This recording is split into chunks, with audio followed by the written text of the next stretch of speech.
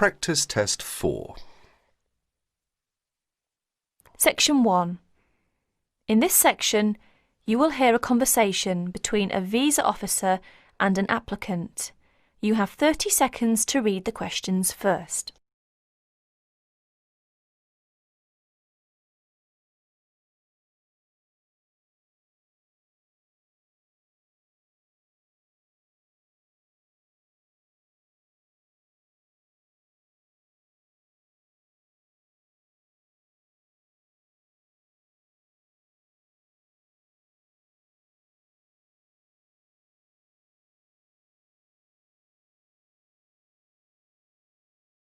Good morning, Visa Office. How can I help you? Good morning. I'd like to apply for a visa to Australia, please. Certainly, sir. I'll just get a form and then I'll need to take some details down. OK, here we go. Right. Can I have your name, please? Yes, it's Akamora. Kelly Akamora. How do you spell that, please? K-E-double-L...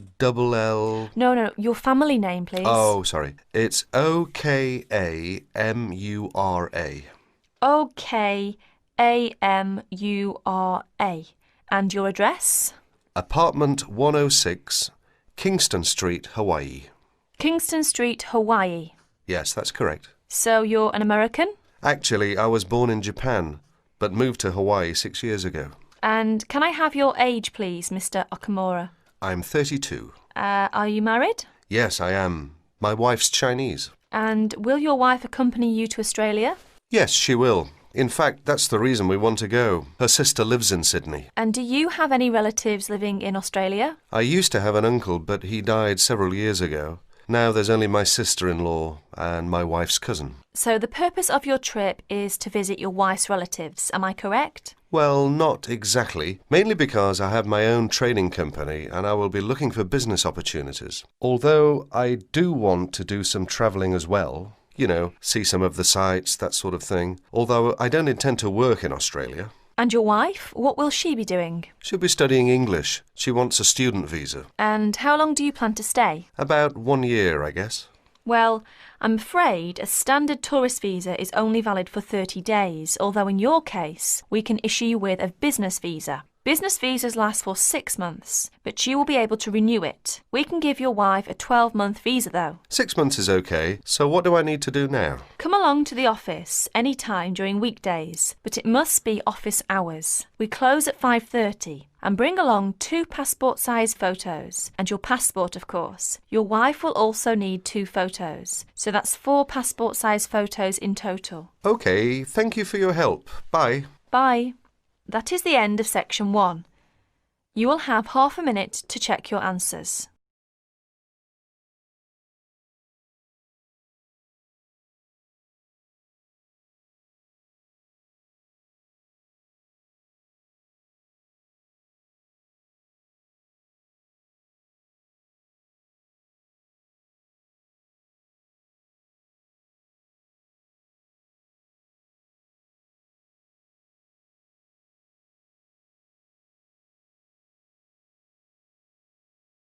Section 2. You are going to hear an introduction to the facilities and regulations of the main university library. You will hear 3 different speakers describe different aspects of the library. First, you have some time to look at questions 11 to 20.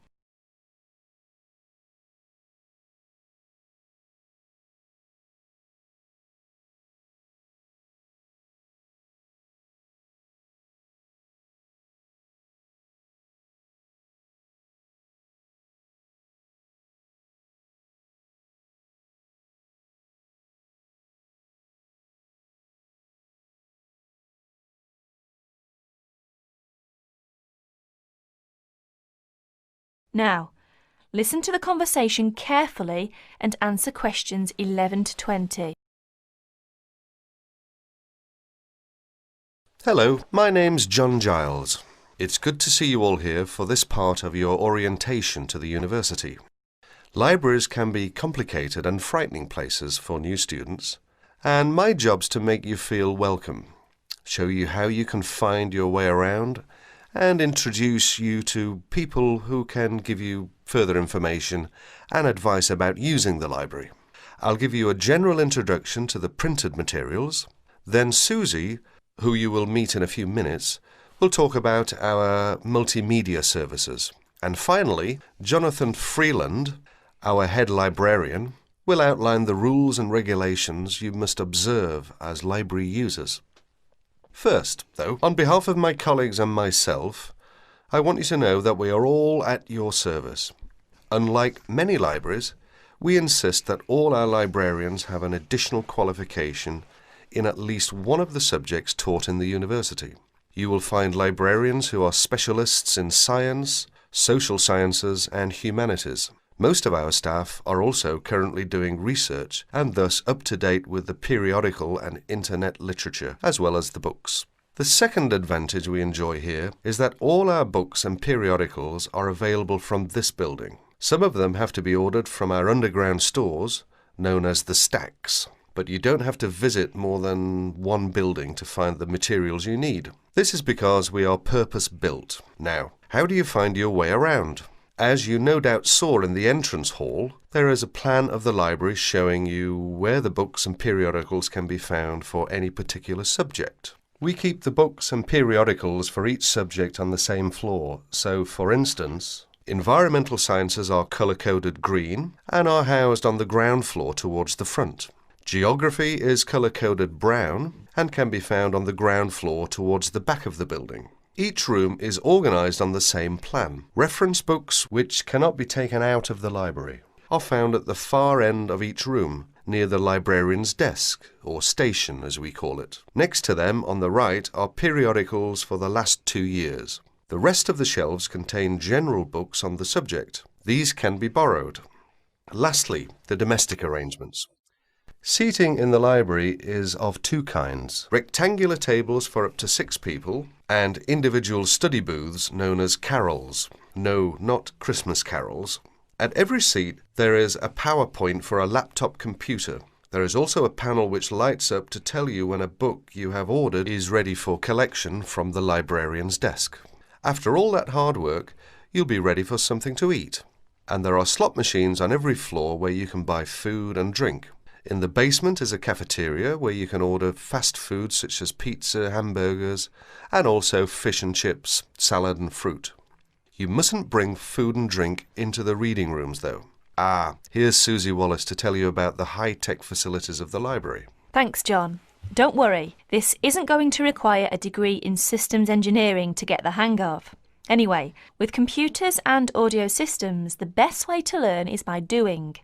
But here's a few tips to get you started. If there's anything else you want to know, each piece of equipment has a manual explaining how to use it, and either I or Elaine, my very capable assistant, will be on hand to get you sorted out. First off, I'd like you all to follow me over to the Multimedia Centre. You have to come through this room to get to it in any case. Then gather round and I'll talk about each piece of equipment as we get to it.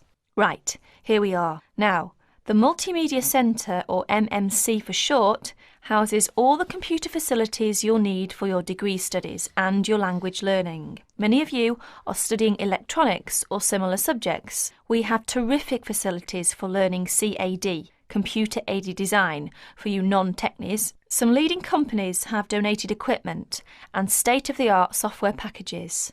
That's a spin-off from our thriving Industry Links programme. Many of you will be going on for your job experience. But to get back to the point, we have 44 PC terminals and 6 Macs. The Macs are loaded with fantastic software for you, art and design and textile design students. Over here, you can see our 2 widescreen TV monitors. They can receive broadcasts in most Asian and European languages, as well as English. For English language news, we encourage you to use the Student Union TV room, so that those who are learning other languages can use these. Some useful broadcasts come at awkward times, so if you get a note from your academic advisor on a form we'll give you, we can tape up to 2 hours a week for you. In a moment, I leave you to explore on your own, but here's our head librarian to say a brief word about library regulations. Good morning. I'm sorry to sound like a police officer, but there are a few rules we all need to observe for the benefit of everybody. Courtesy to staff and other library users comes high up the list. Second, the security and safekeeping of materials is essential. All library items are electronically tagged. If the beeper goes off as you leave, you must return to the checkout desk. You are not allowed to bring any bags, packages, or outdoor clothing into the reading rooms. You must leave them in the lockers outside in the corridor. You must take reasonable care of library materials while they are in your possession and return them within 2 weeks of borrowing them.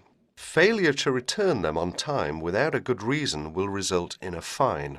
When you register to join the library, you will get a copy of the full rules and you must sign this to say that you obey them. That is the end of section 2. You will have half a minute to check your answers.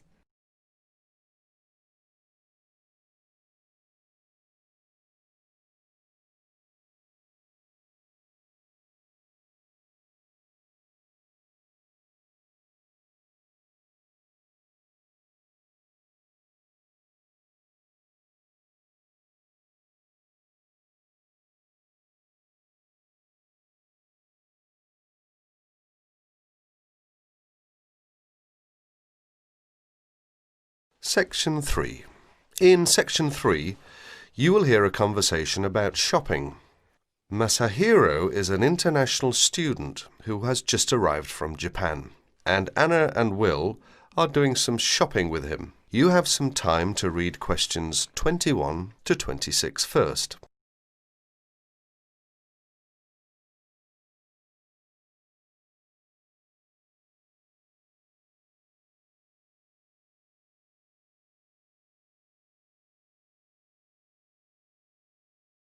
Listen to the first part of the conversation now and answer questions 21 to 26. Here we are, guys. I'm going to stop by Bergner's first. I might just get lucky today. Who knows? Some of their dresses might be on sale. Bergner's? It's a fairly well-known department store, sort of like Penny's. They've got some quality stuff. Do you want to check it out? Why not? I need to get something for Lisa's birthday. She's into name brands.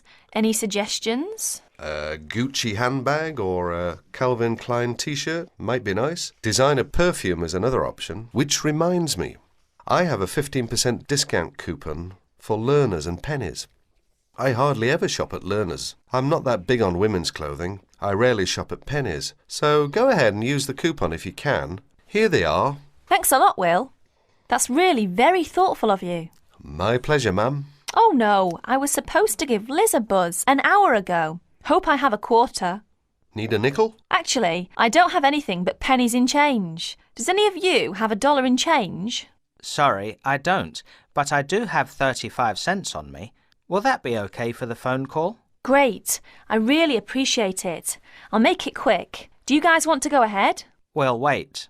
Just don't forget us. I won't.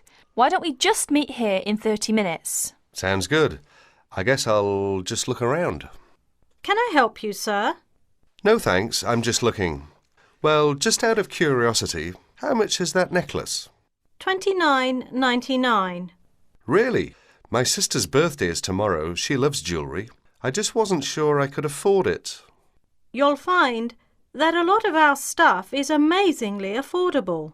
Well, that's certainly nice to know. I'll take it. It's a good choice. I'm sure she'll love it. Let's hope so. Cash or charge, sir? Charge, please. Do you accept Discoverer? Yes, we do. Great. That comes to $31.99 with tax.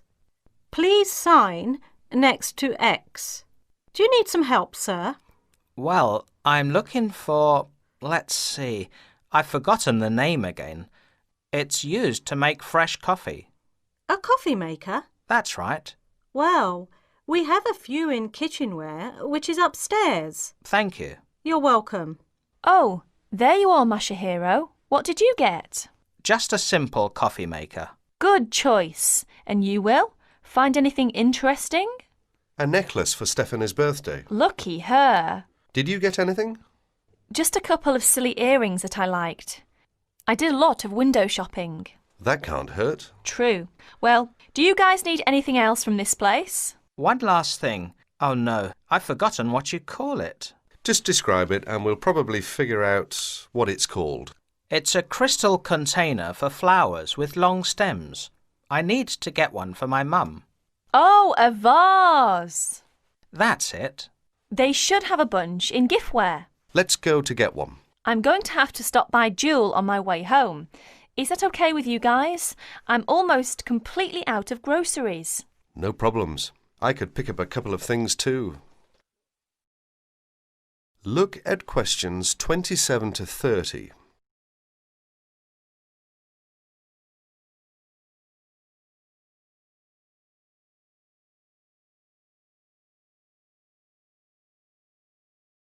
Now you will hear the rest of the conversation. As you listen, answer questions number 27 to 30.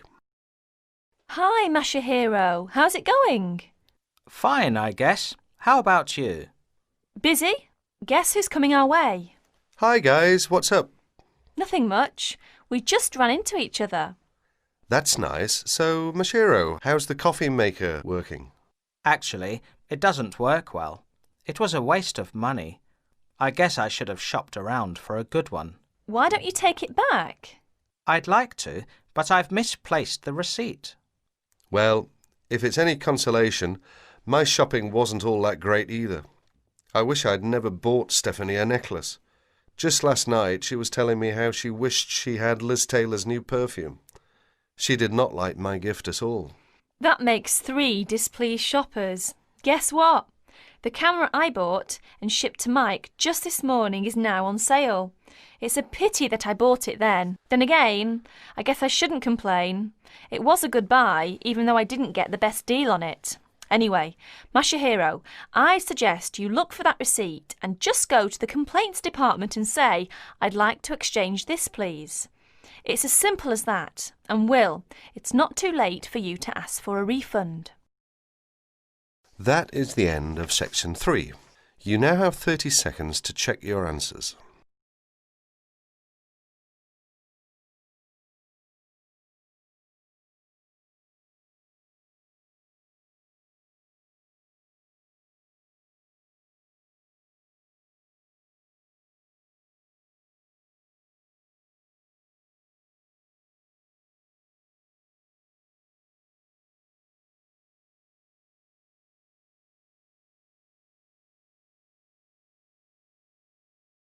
Section 4. You're going to hear a short talk about the banks in Britain. As you listen, complete the statements by writing no more than 3 words in the spaces provided. Now you have some time to read questions 31 to 40 first.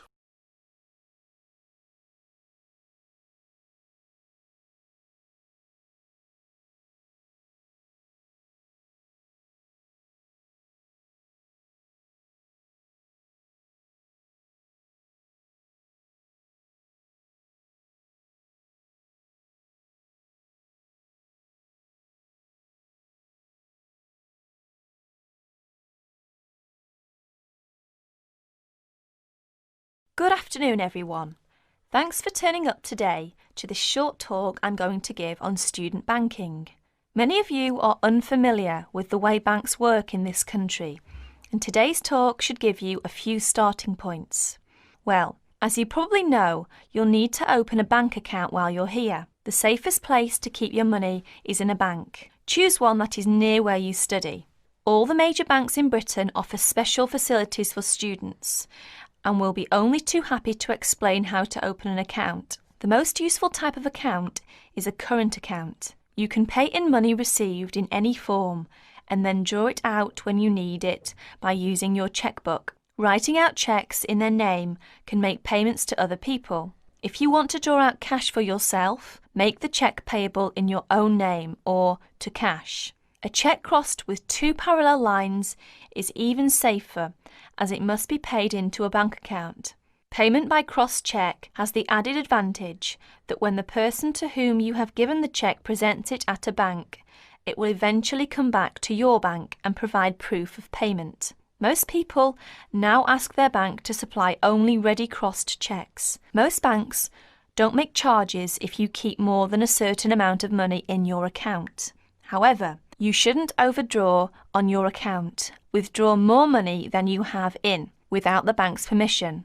If you borrow money from the bank, there will be an interest charge. You will also have to pay a small charge to convert foreign currency paid into your bank into sterling. If you have more money than you need for month-to-month expenses, it is a good idea to open a deposit account for some of it, where it can earn interest. This interest is taxable, but if your bank knows that you are not normally resident in Britain, then you do not pay tax on it. You can't pay by cheque on a deposit account, and to withdraw money, you should give the bank 7 days' notice, or you'll lose 7 days' interest. When you have established yourself as a satisfactory customer with the bank, they can issue you with a cheque card. This is really an identity card, which guarantees that correctly written cheques up to the value of £50 will be honoured by the bank. A cheque card can be very useful, as many shops and enterprises, particularly in London and the cities, will not accept a cheque unless a cheque guarantee card backs it. You can also use it with your chequebook to draw up to £50 cash from almost any bank in Britain. If you also ask for a Euro cheque card, this can be used in the same way to draw cash from most banks in Europe. Many banks provide dispensing machines, generally set in the wall of a bank outside, where you can draw cash when the bank is crowded or closed. Provided you are a satisfactory customer, the bank can issue you with a cash card, which allows you to draw up to £100 a day. That is the end of section 4. You will have half a minute to check your answers.